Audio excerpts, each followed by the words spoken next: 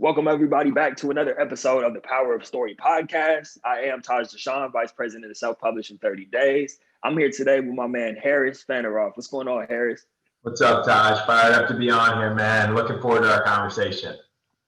Oh, man, it's a pleasure to have you. It's been a pleasure getting to know you over these past several weeks or months, I guess it's been now. I'm glad we got introduced to each other. I don't want to waste any time. You know how we do it on this show. We want to dive into the story. But just for the listeners, I'm going to give Harris a quick introduction, a quick background, and then we'll just find out how this man became the man that he is today and how he's doing all these great things for athletes, which is why we connect. So Harris works full-time as a director of client relationships for Otto Kroger Associates, which specializes in emotional intelligence, leadership development, and organizational development. He currently serves as a co-chair of the Washington Nationals Philanthropies Emerging Leaders Board and is a member of the board for Strive, How You Lead Matters. Recently, Harris also launched Athlete Roadmap, which I'm sure we will get into. But first things first, Harris, can you just kind of talk us through how your we'll call it a love affair with baseball began, and then walk us through how that led up to everything you're doing now, serving athletes and coaching. Cool. Well, I appreciate it, Tosh. Thanks for giving me the microphone to talk about it. I like sharing my story with the idea that if I can share my story and it affects one person in a positive way to help them move through something, I consider that a success. So let me tell you a little bit about myself. Grew up outside Washington, D.C. My story always has been revolved around sports in some way or another. I was the youngest of three boys. Two of the brothers were really, really smart, and my way of differentiating myself was as an athlete. So I would play any sport under the sun, but baseball was really the one that I got hooked on. It was the one that I was the best at. It was the one that was going to help me achieve my goal of playing a college sport. And so around sixth grade, I decided, hey, I'm going to do everything in my power to be able to play Division I sports. I'm going to wake up early. I'm going to eat healthy. I'm going to work out all the time. Like, I'm going to start to go towards that goal of playing Division I sports. Nobody in my family up to that point had really played Division I sports. It was something that was really important to me. And so I worked really hard. I ended up getting drafted out of high school in the 50th round by the Washington Nationals as a pitcher and first baseman. It was the 50th round, as I just mentioned, so it wasn't a lot of money at all, and instead decided to turn that down and go to Lehigh University and play baseball up there in the Patriot League. Division I university, go be a pitcher there. I got to Lehigh, super excited, had a really good fall, and then in the spring I got the yips. And how I like to describe the yips is when your brain and your arm stop talking. And so I essentially lost the ability to throw freshman year, spring season on the mound, just sweating, struggling, couldn't do it. After that pretty traumatic experience, I tried to figure it out. I really couldn't. I tried on my own. I would just get in my own head and just keep going spiraling more and more. And I just really forgot how to throw. So I stopped pitching. I had a bad relationship with pitching, and I said, I'm going to come back as a first baseman outfielder. I had actually a really good summer as a first baseman outfielder. Did okay in the season, never really got up to that same level that I was at as a pitcher, and ended up quitting baseball my junior year. I stopped loving it. I actually started to hate baseball, to be honest. I would not look forward to going to it, and it was a really dark, troubling time. I struggled from an identity issue. I'd always described myself as a baseball player, and I was no longer a baseball player. So that last year at college was tough from an identity perspective for me. I was like, what do I do now? I didn't really know what to do from a job perspective. I just kind of found a healthcare sales company through, had 5 knee surgeries. So it was through actually talking with somebody at the physical therapy place. And she said, my daughter works there, likes it. I said, okay, I'll give it a shot. So I worked there for a couple of years, and I liked it, but I didn't necessarily love it. I thought, hey, there's got to be more out there for me. I'm a pretty passionate person. I want to find what my passion is. So I reached out to anyone in my network, anyone connected to anyone in my network, and just said, hey, just want to learn about what you do, what it is that you do. Maybe there's something that I'll find in those conversations that'll be helpful for me that I can then take to what I want to do and want to become. And probably 50th, 75th conversation was a guy named Brian Levenson, who was a mental performance coach and sports psychologist. And I didn't know much about sports psychology. I would have been the perfect person for it. I was relatively gifted physically and worked hard, and then pretty poor mentally as an athlete. So I was interested in some of the stuff that he was talking about and saying. and he was going through a leadership coaching program. And as part of that, had to take on a client. He said, "Hey, Harris, would you want to be part of this?" I said, "I don't really know much about this, but you seem like a good guy, and I'd love to get to know you better. So let's do it." And it was a life-changing experience for me. I went through 10 sessions with him. It was amazing. I said, "I want to go do this work for other people." I then went and got certified as a leadership coach. And then the next step was, how do I find a way that I can do this out in the world? And so I found Otto Kroger Associates, where I get to mix my marketing and sales with the coaching, the leadership development stuff. And then now also have a little side hustle, athlete roadmap, with one of my good buddies, Seb Little, that we just started serving athletes in transition. Man, that's awesome, Harris. Thank you for sharing all of that, man. And I'm going to be selfish for a second for all the listeners who are listening on Thrive After Sports, because something that I think isn't necessarily talked about enough is the disappointment, or handling the disappointment of not having the career that you envisioned for yourself, right? And I know a lot of that was probably processed and transformed through your coaching. But can you just speak on that a little bit? Because I know even me personally, right? I had I guess you can consider it the yips in football as well, because I had a coach, and right from freshman year, let's just say he wasn't a player's coach, right? So a lot of screaming, a lot of yelling, not a lot of teaching going on, and I wasn't used to that. So that actually shut me down. And I know several other players, through conversations I'm having, are disappointed through their college career and how it turned out, or kind of got in their own heads. Can you just talk about the process of like healing from that disappointment? Yeah, it's a great question. I appreciate you bringing that up. I wish that the world was a little bit more open to having these types of conversations. I'll say, one, I feel okay with where I'm at. I feel good with where I'm at, but I'd be lying to say if it's not something that still creeps into my head every so often that I'm disappointed in. So one, I'll just hit on that and say it doesn't necessarily go away. And how I think about what I'm doing right now, without a giant failure as a quote failure as a college baseball player, I wouldn't be doing where I'm at. I wouldn't be able to be helping people with what I'm helping them with. I wouldn't be talking with you. I wouldn't be serving people from a leadership development standpoint. I really don't think I'd be where I'm at from a personal standpoint or from a job standpoint. And so when I think about that, and what I always remind myself is that any great success has a giant amount of failure that's accompanying it. And so everybody that's really ever achieved anything big in their life, they've had some relatively big failure. And for me, maybe this was my big failure that's helping me achieve and get to where I wanted to be. And so those would be my 2 big points, is one, that I feel that, I recognize it. It's actually helped me to talk about it. I think I used to just keep it in big time. And anybody talk about your experience as a college baseball player, I'd be like, yeah, no, like don't bring that up, man. Like, I don't want to talk about it. And now I'm pretty open about sharing my story, because I've had people like yourself just now that connect with it. And if we can just have a conversation with it and know that we're not alone, it can be really beneficial, because when we think we're alone, that's when we keep spiraling, which is when it can get scary. So that's something that's helped me, man, but I'm always learning from other people. I'm curious for your perspective, man. What's helped you kind of get through that quote failure? Man, I think because I was like you, man, in the sense where I wouldn't even want to talk about it. Just even hearing the sound of the whistle, you know what I mean? Like, I remember when I first moved back home with my folks after college, and Saturday mornings, my dad would be watching college football, and I would hear the sound of that whistle and just immediate frustration, immediate anxiety. And what got me through it, man, was time, right? Time heals all.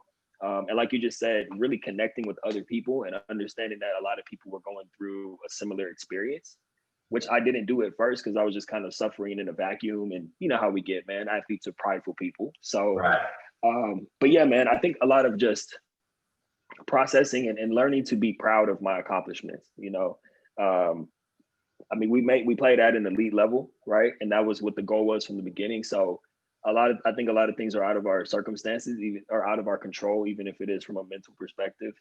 But yeah, man, a lot of processing, a lot of having to go internally and remind myself to be proud of myself, if that makes sense, No, that makes a ton of sense. I think that's such a huge thing. And I love that you hit on that. It's like, I mean, I struggled with this even from a career perspective. It's the desire to always want to keep getting better and hit the next goal and achieve the next accomplishment is great. until it becomes too much, in the sense of too much of a good thing can be a bad thing when it's not combined with appreciating and enjoying the success that we're having. And so I deal with a lot of high achievers, whether that be in sport or in business, and they're always trying to hit that next thing, which is really good.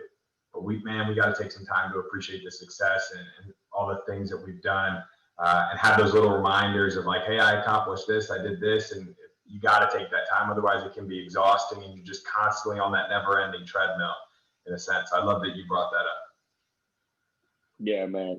I really love all the work that you've done. I always instantly connect with someone like yourself who has gone through their own healing journey, has had someone else heal them, and then immediately gone into the mindset of, okay, I want to pay that forward, right? So can you talk to me about what was that shift for you? I know you had, you were working with the coach, you had the shift, and then you're going into, I want to help others. How did you even get started? What was that process like for you? Yeah, so I mentioned a little bit before, but it was lucky in the sense of who I got connected to. This guy just happened to be, well, lucky. I created my own luck in a way, man. Like, this was not the first conversation. This was the 50th or 75th conversation that I had. Right. And one of the things, just to hit on our other point, we talked a lot about my quote failure as a baseball player. And one of the most helpful exercises we did was, what did you learn from being a quote failure in baseball? And I wrote 30 different things that I learned from that experience. Some of them that I love, the relationships that I get with my teammates. And that's really what drove me as a baseball player, that this taught me how to deal with adversity, that this taught me how to deal with difficult people, how to deal with difficult situations, how to bounce up from being in a low, like 30 different things, no joke, that I was able to write down, that I just never really took the time to, that nobody had given me the space and asked me the right questions and helped me do the work for myself. And so that was a really eye-opening experience for me. And then it was like, so what are you going to do with understanding this? And I think that the world becomes a better place when we use our failures to help other people. And so that was my way of doing this. Like, this type of experience, this coaching experience that I went through helped me so much that I said, if I can give somebody else what you've done for me, like, I'll be happy in life, man. Like, I think the best thing we can do is help other people. And I tell you, the best things that I get are the texts from after working with athletes or working with business people saying, hey, what can I get to change my life? And like, man, that's the best text. It's the best thing I can get. I take screenshots of it, and when I'm having a bad day or when I'm having a tough day, it's like, hey, at least I'm making a difference in someone's life. And to me, that's what it's all about. And so it's a little bit about how I got to where I'm at. That's awesome, Harris. And I'm really loving this conversation, man, because you're really diving into the methodology behind your coaching. And I think that exercise, and I know you pay that forward with a lot of the athletes and just people in general that you're working with, that exercise about what did you learn from your failure, that's profound, man. I really like that. I do a lot of that work as well. I basically call it like reminding athletes that they're still role models, and getting them to be proud of their accomplishments, like we were just talking about. Because the reason I think that exercise was so powerful for you, and I think it's so great that you pay that forward, is because you hear a lot of talk about transferable skills, right? You were great at time management or discipline or working with the team. And I think all that stuff is great. I'm not knocking that. But I think that the difference between talking to an athlete about their transferable skills and the work that you're doing, the major difference is that it's not like, okay, you have all these things, now you can apply these to your next job situation or to business. It's like saying, let's take a step back and just acknowledge all the things that you learned for you, not to go off, run off in another direction and try this, but just for your own peace of mind and your own self-acknowledgement and appreciation. Super powerful stuff, man. So go ahead, please. I just want to. No, I was just saying, I love where you're going with that. Cause like, yeah, you want someone to bring, as an athlete, everything they've learned into their corporate job, but it's also like, you want to bring everything that you learned as an athlete into your life and yourself. Like, it's helpful for me to talk about how I work well with the team when I'm in a job interview, or how I'm resilient when I work in a job interview. But like, also, man, it's just as important when you're thinking about yourself in your own life. Like, you're on so many different quote teams, and you know how to be a good teammate. Like, you know how to communicate with people. And there's so many transferable skills that not only help you with your job, but also help you with your life. So I love that you hit home on that. And it was a powerful exercise for me. And I'll tell you what, athletes very often don't know how much they've learned as being an athlete. And you sometimes got to really pull that out of them in order to get that. A lot of times they just think, man, like, it's what I've always done. And it's like, well, what you've always done isn't necessarily status quo for everybody out there in the world. And so understand that you're bringing a lot to the table, both from a self perspective and to help the broader group. That's huge, man. I feel like we could do a totally separate episode on just this acknowledgement of self and, celebrating yourself. So anybody listening right now, any former athletes, like, obviously reach out to Harris, of course, but in the meantime, what you can do, take his advice. Don't skip past this and just listen to this as another podcast episode. Make that list of all the things that you're proud of and everything you learned from the game. I was talking to Quentin Williams, Coach Q, Yeah. the man who connected us. Got to give him some credit for even putting us in touch. One of the things that I was talking to him about the other day, and I really like how he goes into celebrating yourself, which comes from this list that you're talking about. Why do you think it is that, I don't know if it's maybe just a guy thing or just an athlete thing, but why do you think it is sometimes that we have so much trouble celebrating ourselves, not only during our playing days, but afterwards? It's a really good question. I think you're always wired as a high achiever, whether you're in business or in sport or whatever you're in, to want to hit that next thing. When we're in high school, we want to be all state. When we're all state, we want to be at Division I. When we're at Division I, we want to be in the NFL, at the MLB, or whatever it is. And we're not really wired to enjoy our success. I just think that it takes time. It takes being intentional. It takes working with somebody to say, hey man, like you're on, like, quick, like, slow down a little bit, enjoy a little bit about what you're doing. You got to enjoy the process. If you're only enjoying the results, like, you're going to struggle. And because there's always going to be that next thing that you can reach for. Always, no matter what. Even if you're at the top of your craft, there's going to be something better that you can go after. And so you need that constant reminder to enjoy and be happy with what you're doing. And very often we don't want to do that for ourselves. We need somebody, a significant other, a sibling, a parent, a friend, to say, hey man, like, you're having a lot of success, like, enjoy it. Like, yeah, keep working and take some time for yourself. Do some things that you enjoy. Like, decorate your space with things that are important to you, things that you've accomplished. Like, you've accomplished a lot. And so you got to celebrate that a little bit. Otherwise, it's just, you're on that hamster wheel, always spinning. Not normal for us to want to do that. I love that, Harris. That's great wisdom right there. Great advice. And I appreciate you sharing that, man. I really want to dive into athlete roadmap, because it's clear that you're a coach. It's clear that you know what you're talking about. It's clear that you're having an impact on people. And I know that athlete roadmap is bigger than just Harris Fanaroff, the man, the coach. This is an actual structure. There's systems in place. Can you just talk about, just from a high level view, what athlete roadmap is all about? Yeah, happy to. And thank you, Todd, for giving me a microphone to talk a little bit about it. So athlete roadmap is all about serving athletes in transition. And we think about that in three specific ways: from high school to college decision-making, from mental performance, getting you from good to great, and from college to career. And so we serve athletes in all three of those different avenues. And it was founded by me and a friend that I've gotten into this world in the mental performance coaching space, who was a Yale football player. So we bring Yale football and Lehigh baseball together into a coaching process. And so the way that it's a little bit different than what maybe is out there is that we take a coaching mentality. And by that, I mean, we're asking a lot of questions and you have the answers inside of you. I'm not telling you, hey, this is the college program that's right for you, or this is the career that's right for you. But I want to understand, what's your why?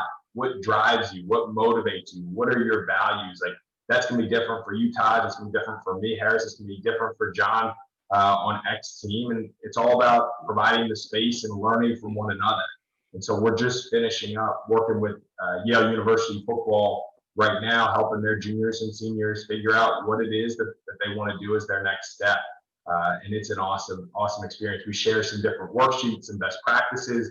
We share a lot of failures that we made and hope that people can learn from it. It's little things like creating a LinkedIn. What does your LinkedIn profile look like? What is your personal brand that you want to get out there? What separates you from the other guys on the team or other girls on the team? And asking those really good questions and saying, oh man, like pretty fascinating to learn. That's how I show up with the world, and that's how other people see me. So it's been a great experience, a couple months in, and we're fired up for where it can go. Yeah, man, I'm fired up for you. I remember the first time you shared it with me. And the thing about it is, at this time, there are a lot of programs and stuff like that popping up who, work with athletes, whether it's from high school to college or college to careers afterwards. The thing I love about what you're doing, though, and you just said it right now, is that it's not cookie cutter. It's customized. There's no one size fits all for any transition in life. Everyone's unique. Everyone's different. And I love that you touched on that, because everyone thinks they have, the solution, the end all be all for transition. You just follow these 7 steps and, I don't want to sit here and bash anybody, but what I'm really getting at is just, I appreciate the people like yourself who actually take the time to understand that there is no cookie cutter and give that specialized, individualized attention. And it's really about helping people discover for themselves, right? Exactly. When it's all said and done, that's the methodology. It's not about, sorry, go ahead, Harris. No, no, you're exactly right. That's what it's all about. Like, we have ideas, we have thoughts, we have maybe suggestions, but for the most part, man, we're asking some big time questions that often we don't take the time to answer, because we're always moving. And it's like, all right, like, what do I really want in a career? Like, what's important to me? And that's going to be very different than what's important to the guy who's next to me on the offensive line, or the guy who's lining up a wide receiver. Like, that's going to be different for everybody. And very often we're just like, oh, I'll just apply to some job that I see on LinkedIn or Indeed, or I'll just go to that school because the guy 2 years older than me was pretty similar and he's playing there, so I'll like it. But it's like, no, man, we all got our own individual things that are important to us. And you often need somebody to ask you those questions and give you that space to answer it, which is what our coaching is all about. We have some guidance. I'll share my mistakes. I'll share things that I did wrong, things that I maybe think I did right. But at the end of the day, like, what works for you, Taj, can be different than what works for me. It's all about asking the right questions. That's what we're all about. That's it, man. That's it. I love it. And what is the future? We can talk long-term or just short-term, immediate future. Where is Athlete Roadmap going? How do you see it growing and expanding? And what's like the ultimate impact that you want to have with the movement? It's a good question. Another good question, man. You're full of them. You're full of them. Full of good questions. I think if we can help athletes move from one step to the next, we're doing what we want to do. I think we all have experience in struggles, whether it be from high school to college, from a mental performance, or from college to the real world. And if we're providing people the skills, giving them the space, and doing what we can to help athletes move from one thing to the other, we'll be doing the work that we want to do. I think a lot of it comes with the vulnerability of, hey, I didn't have as good of a college career that we've been talking about, and normalizing that that's okay. And normalizing that it's okay to not love your first job out of college or make the wrong first college decision. Everybody makes mistakes. I think being vulnerable is important to share and be open about. And so we're all about serving athletes in transition. If we end up doing mostly college to career, high school to college, mental performance, like, we're good with wherever that goes. We're just kind of getting our story out there and seeing who's interested in learning. And we've had a really good experience with Yale football, and we're excited for what's going to come out with other programs out there. So who knows, man? But we're excited and fired up, and we figure if we keep doing the work that we love, it'll end up going somewhere that we're excited about.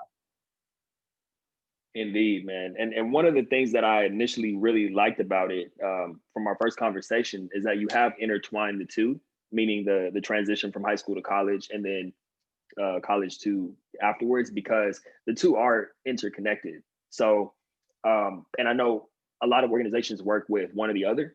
So I think it's cool that you have some, you're helping them get prepared for both stages, because honestly, you and I could have used that high school to college work, which would have impacted the college career, which would have impacted life afterwards. So I think that's a major key, man, that you have included that. And I like to just kind of know, man, just some general advice from you, because you're in a good place in your life. You're at a point where not only have you carved out a lane for yourself to become successful, and fulfilled, which is part of success, not just financial success. And I think that it's important to get as many different perspectives as possible to former athletes, and hearing from former athletes. So I just like to hear from you, man. Give some advice to that athlete who's struggling right now. Just maybe their season was canceled. Maybe they're in their first job and they hate it. And maybe they can't find a job. They're going on Indeed every day, like we talked about. Can you just give some advice to that person right now? Yeah, absolutely. And so I think first, if your season was canceled, if you're struggling, know that the world is struggling right now. I think understanding that you're not alone is a really important first step. And it's okay to talk about it. Find somebody that you trust, whether it's a coach, whether it's a friend, whether it's a significant other. You can just talk and share and be vulnerable with it. Because I think when we keep that inside of us, nobody benefits, and it's really tough. And I mean, I think honestly, as big male athletes or just male athletes, it's not quote cool to talk about some of our struggles and things that we're doing that aren't up to our standards, especially. So I think one is just being open, being vulnerable, finding someone that you can trust with. I think two, and this has served me pretty significantly the older I've gotten, and I've gotten better at it. But I hate the term networking, but relationship building is what I like to use instead. And if you're in a mindset of always creating relationships, always trying to find new people to connect with. I mean, similar, man, to how we got connected. I think I just reached out to Q. I had a great conversation with Q. He put me in touch with you. Here we are talking. Like, you truly never know where things can go.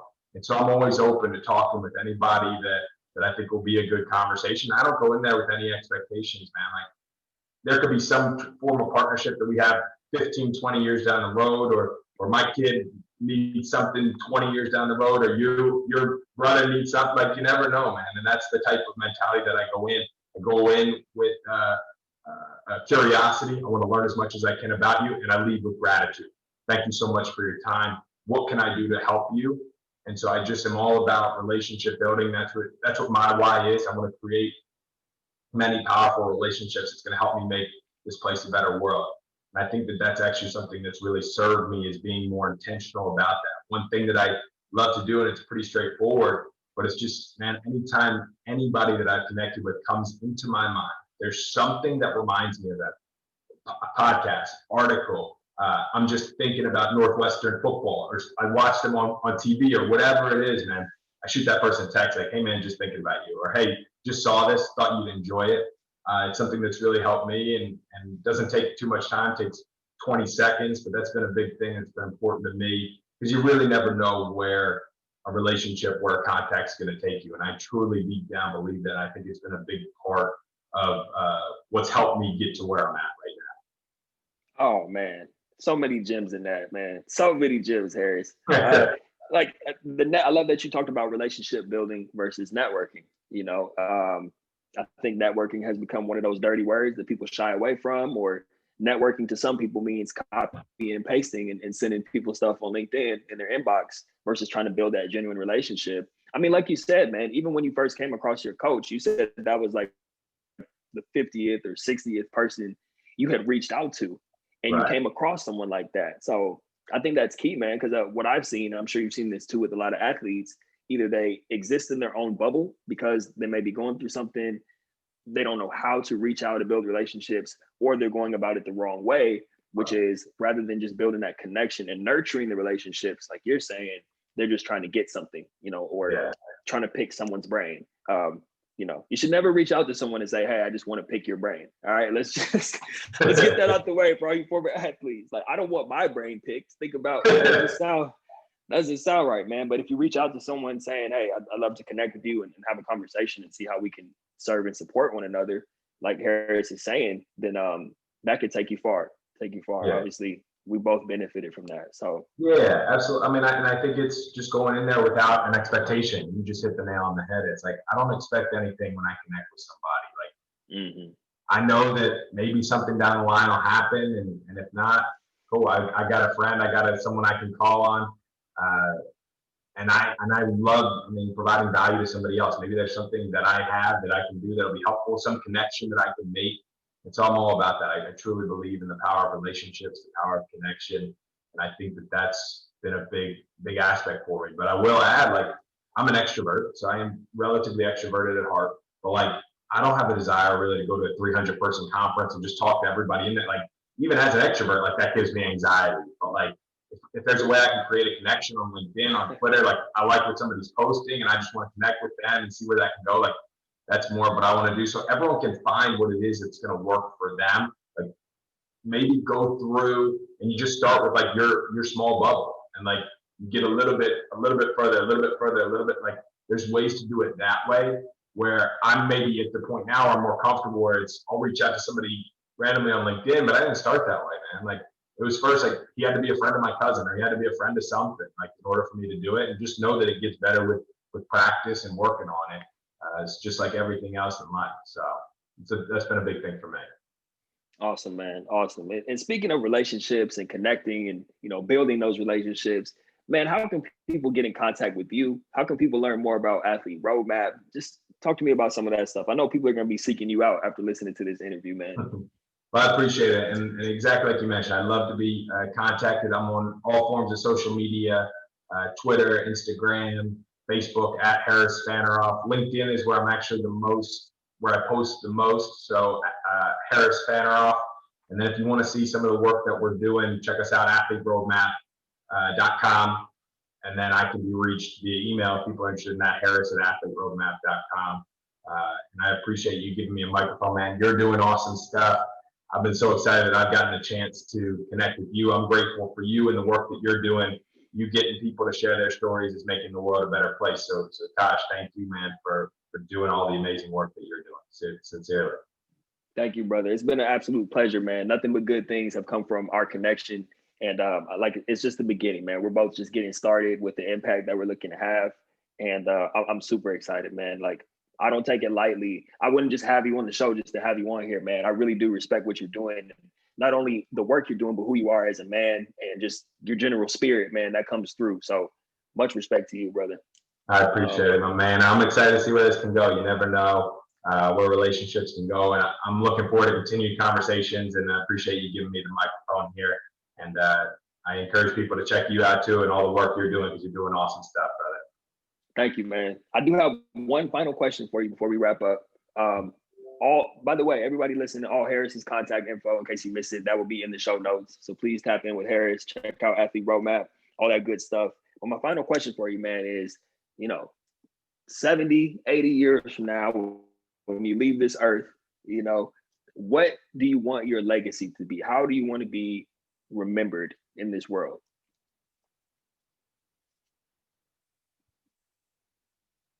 I want to be remembered as somebody who left the world a better place than when we first got here. And I think that comes through building a network, supporting people. And I want anybody that comes in contact with me to have a good, positive interaction. But I think about that all the time. And I love that the work that I get to do from a leadership perspective, from an organizational perspective, helps to make people better people, that then has a lasting impact, because then people they interact with are better people. So it's something that I think about all the time, like what will be on my legacy plaque, that I left the world a better place than when I first started. I think if I take that type of mentality into every day of my life when I wake up, and I'm grateful to have another day every time I wake up, then I can hopefully accomplish that. But I appreciate you asking, man. It's something I think about all the time. I can tell, man. I like how you took a second just to let it process and think it through. That was awesome, man. Thank you for sharing that. That was huge.